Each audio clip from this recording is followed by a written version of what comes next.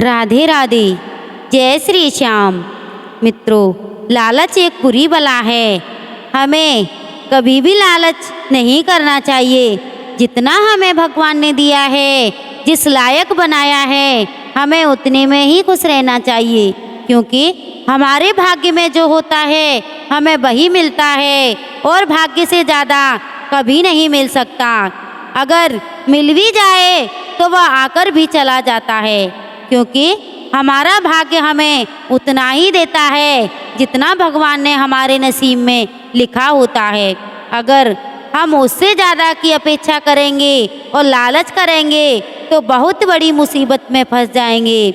इसी संबंध में मैं आपको एक कहानी सुनाती हूँ, लेकिन कहानी सुनाने से पहले आपसे एक विनती है, जिसने भी हमारे चैनल को सब्सक्राइब नहीं किया है वह हमारे चैनल को सब्सक्राइब कर लें, क्योंकि आपका एक सब्सक्राइब हमारे लिए बहुत ही महत्व रखता है। बहुत समय पहले की बात है, किसी शहर में 4 ब्राह्मण रहते थे। वे बहुत गरीब थे। वे अक्सर यही सोचते थे कि हम क्यों गरीब हैं, जबकि हमारे साथ के सभी लोग धनवान हैं।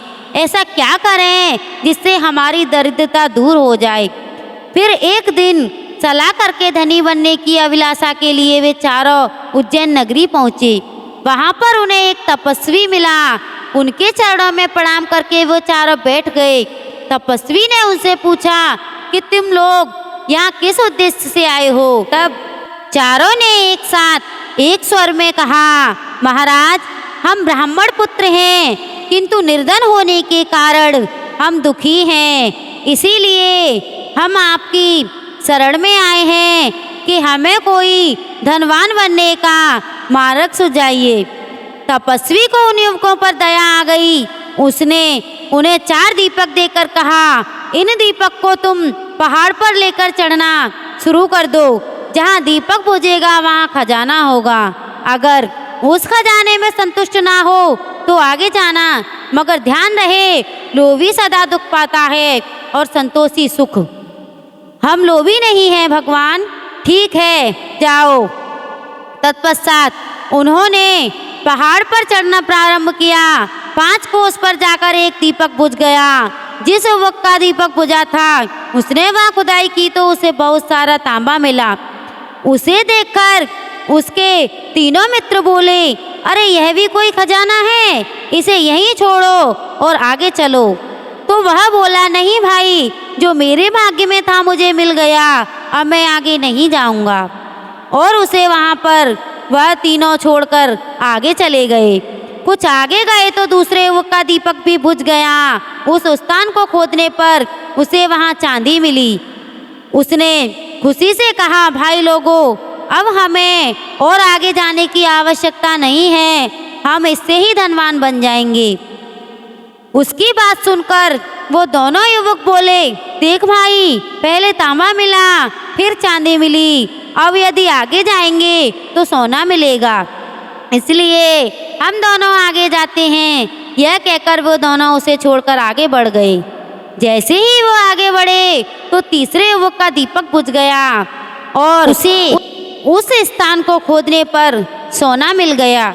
वह सोने को पाकर अपने साथी से बोला, भाई, अब और आगे जाने की आवश्यकता नहीं है, अब हमें सोना मिल गया है।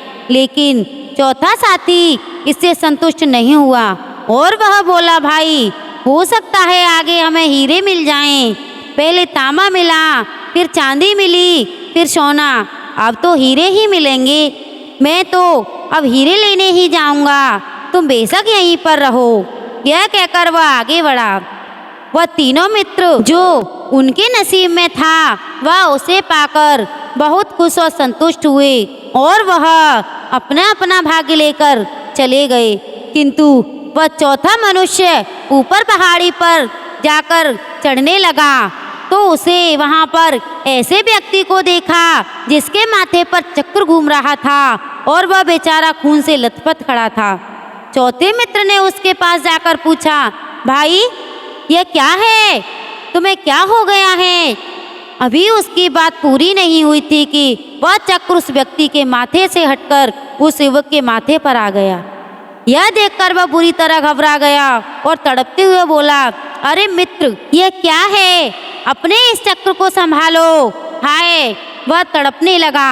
तब वह व्यक्ति बोला, भाई, इस पहाड़ी पर मैं भी धन के लोभ में आया और दीपक लेकर आया था।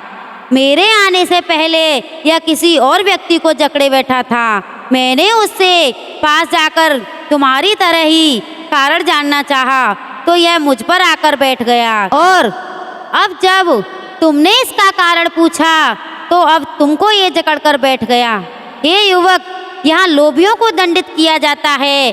जो व्यक्ति लालच करता है, भाग्य से अधिक पाने की कोशिश करता है, उसको यहाँ दंडित किया जाता है। दोस्त, बुद्धिहीन विद्वान होकर भी नष्ट हो जाते हैं। मेरी तरह तुम भी एक तपस्वी की चेतना को भूल गए कि लोभ ना करना चाहिए। लेकिन आज की दुनिया में व्यक्ति यही चाहता है कि हमको इतना मिला है, इससे और दुगना मिले, और वह लालच में अंधा हो जाता है, जिससे उसके पास जो होता है, आता है, वह उसे भी खो देता है। मित्रों, इस कहानी से हमें यह सीख मिलती है कि हमको लालच नहीं करना चाहिए। लालच एक बहुत बुरी बला होती है। भगवान ने हमें जैसा बनाया है उसी में खुश रहना चाहिए, क्योंकि यह तो हमारे ही कर्मों का फल होता है। हमें जैसा सुख मिलता है और दुख मिलता है, वह हमारे कर्मों से ही मिलता है। तो मित्रों, आपको हमारी वीडियो अच्छी लगी हो तो हमें कमेंट जरूर करें और हमारी वीडियो को लाइक, चैनल को सब्सक्राइब अवश्य करें। धन्यवाद।